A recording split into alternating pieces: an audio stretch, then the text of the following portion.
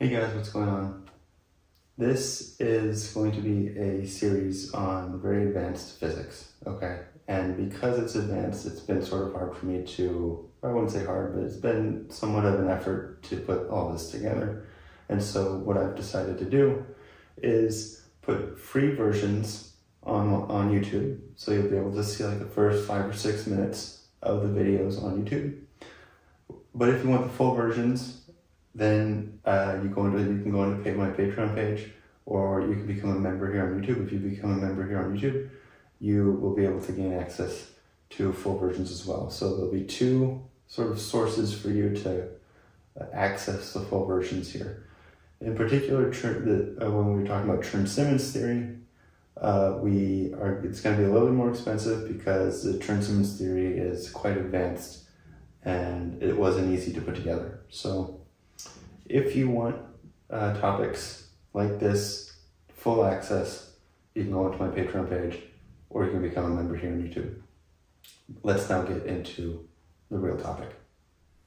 Alright, hey guys, what's going on? So today we're going to be talking about the exterior derivative. The exterior derivative is extremely important when it comes to talking about topological spaces, okay? And so, with that being said, let's get straight into the content. Make sure to hit that like and subscribe button, and now let's get into the content here. So, we turn to the exterior derivative. This is important because it's going to be related to the electromagnetic field strength tensor. We start off with a P form and a Q form like we did last time.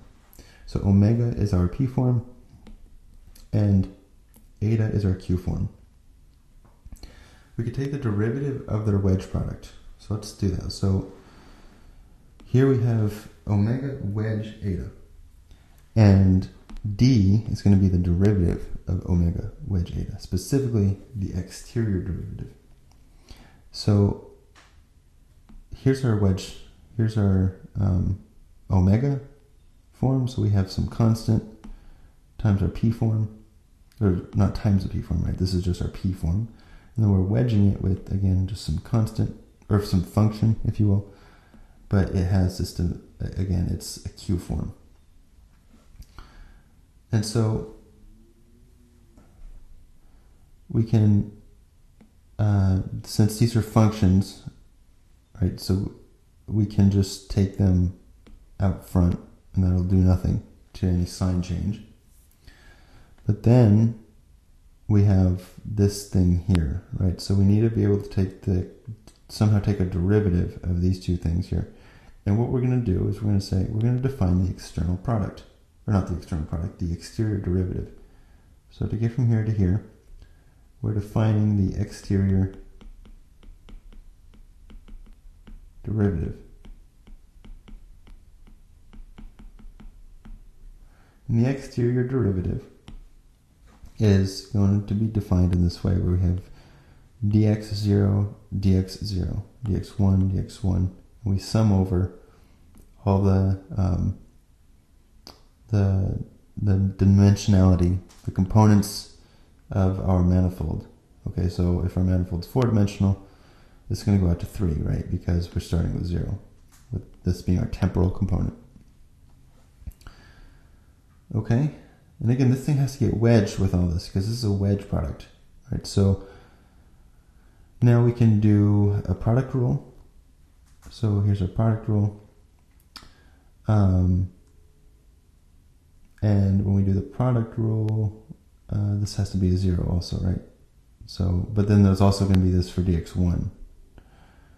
And so what that's going to end up to be is something that looks like this, right? Where we have h dg dxk dxk, and then g dh, right? That should be an h.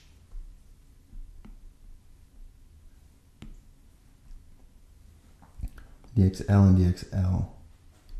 Okay.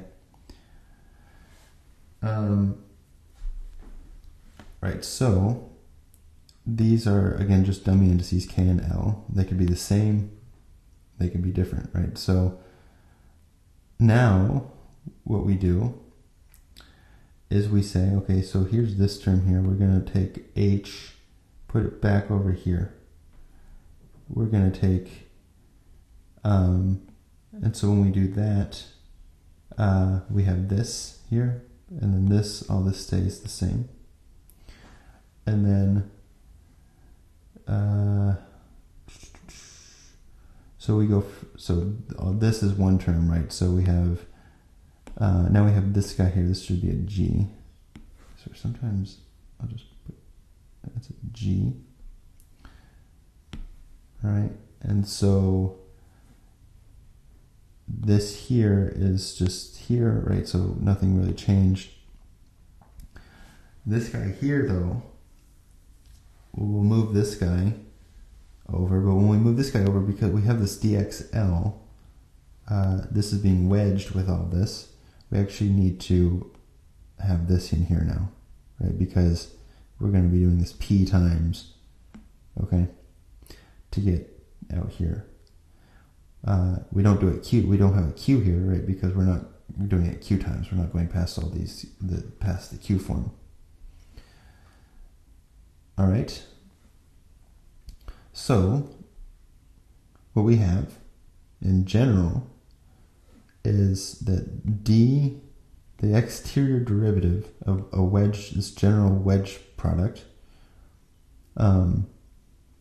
is going to be this here, right? So this is just the exterior derivative of this form here, right? This was alpha, because alpha is the g, right? And our exterior derivative was defined in this way.